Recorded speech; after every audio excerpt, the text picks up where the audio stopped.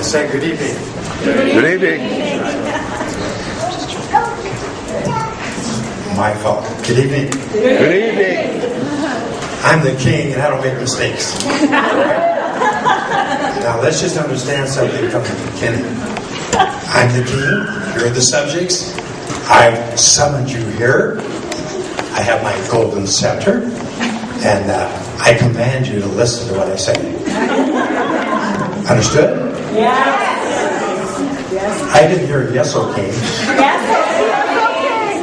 I needed that. My name, I'm going to set this down. Would you hold the golden scepter? Now who's king? My name is King Ahasuerus, and I reign over 127 provinces, from India to Ethiopia.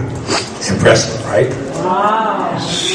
In the third year of my reign, I gave a banquet, a royal banquet, for everyone who was important, which lasted 6 months. Then, to show how good a king I was, I gave another banquet. And this is for all the people, even to the very least. And this banquet lasted for 7 days. On the 7th day, when all of us had had much wine, I decided to summon Queen Vashti before me and my men to display her beauty. Queen Vashti refused to come, and I was furious.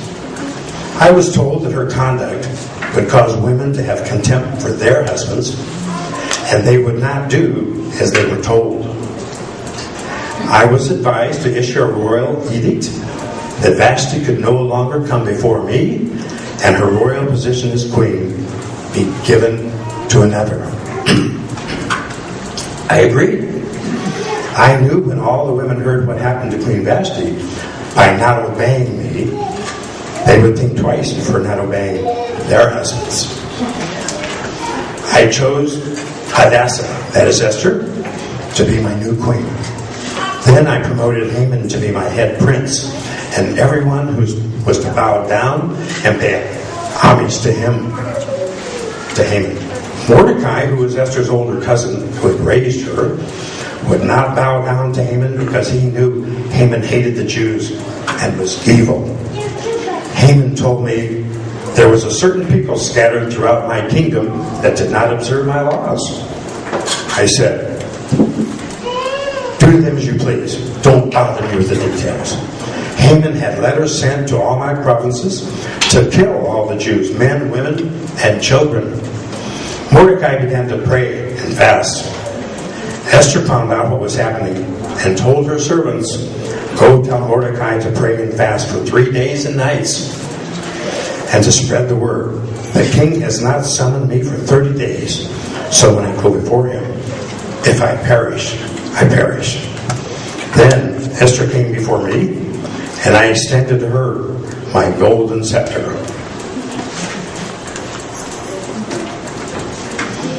Esther said that she had prepared a banquet for me and Haman. At that banquet, I asked Esther, what is it that you want? She said, I would like you and Haman to come to another banquet tomorrow.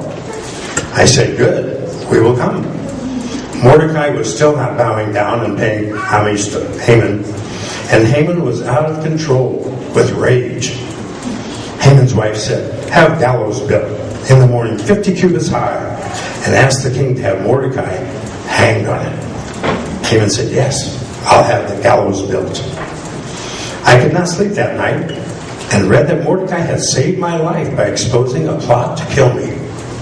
I said, what honor has been bestowed on Mordecai? I was told nothing. The next day I asked Haman, what should be done for the man whom the king desires to honor? Haman, thinking it was him, said, give him a royal robe, a royal crown, and let him ride on horseback throughout the city square. I said, good. Go and do as you have said. For Mordecai. That day at Esther's second banquet, for me and Haman, I asked Esther, what is your petition? Esther said, my people are to be killed. I said, who is responsible for this? Esther said, it is that evil and wicked Haman. I, the king, arose in my anger and said, the gallows which Haman had built for Mordecai, hang Haman on it. I revoked the letter sent by Haman to destroy the Jews. I granted to the Jews the right to assemble and to defend themselves. Mordecai was bestowed the honor of being over the house of Haman. In every province there was joy and gladness, a feast and a holiday. So they celebrated on the 14th and 15th day of Adar annually. On those days the Jews rid themselves of their enemies. It was a month which was turned from sorrow into gladness, from mourning into a holiday. The Jews established and made a custom for themselves and for their descendants and for those who allied themselves with them. That's us. So these days were to be remembered and celebrated throughout every generation, every family, every province, and every city.